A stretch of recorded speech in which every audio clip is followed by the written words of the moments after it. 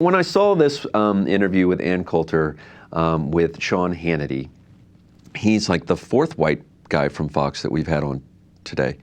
I don't know. There was something about it that went beyond theatrics and went into the realm of, did she just say that? Or I don't know. And Jayar, I don't know. I'm not going to pick on you just because you are the only black guy in this office right now, but I wanted to know what you thought about this. This is her interview with Sean Hannity, and she's discussing Herman Cain, what a great guy he is, and she's sort of she's talking about from the perspective of the liberals who are not so crazy about Herman Cain. Check this out. Well, there are many wonderful qualities to Herman Cain, but to be honest with you, I think liberals are too dense to see them. All they see is conservative black man. Look at how they go after Allen West. Look at how they go after Michael Steele. I mean, all of them with wonderful qualities. I mean, that's why our blacks are so much better than their blacks.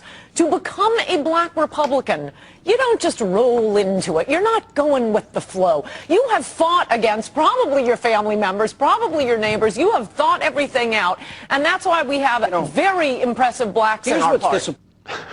Okay. Let's see, where do we start on this? There's the our blacks, your blacks thing, and I think that's and I'm not into just saying that to abridge someone's freedom of speech and to say that she shouldn't say this and she shouldn't say that, but I'm really sort of, I believe that, like, you know, I don't know, the marketplace sort of takes care of itself in terms of policing free speech. This just sort of, the two of them together, and the expression of our blacks and your blacks just struck me as maybe it's the possessive pronoun that's being used that smacks of racism and kind of feels like a back page from the Fox News Channel's racist playbook, where it's just kind of like inciting racism.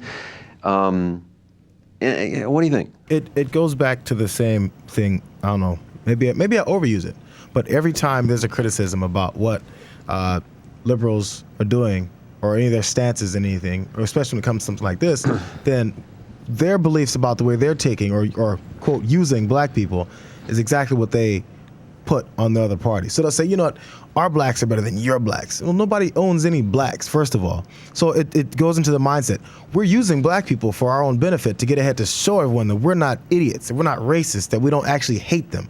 So in that manner, she's like, well, they hate black people just like we do. So we're treating them better than you do because everybody's just using black folks as a pawn in this game just to get ahead. Well, it also of course, sounds, the end game is always just to get ahead and win an election. And it's sort of, but it's sort of reminiscent of like this plantation speak that the blacks, our blacks are we keep them down at this place, and your blacks are over here.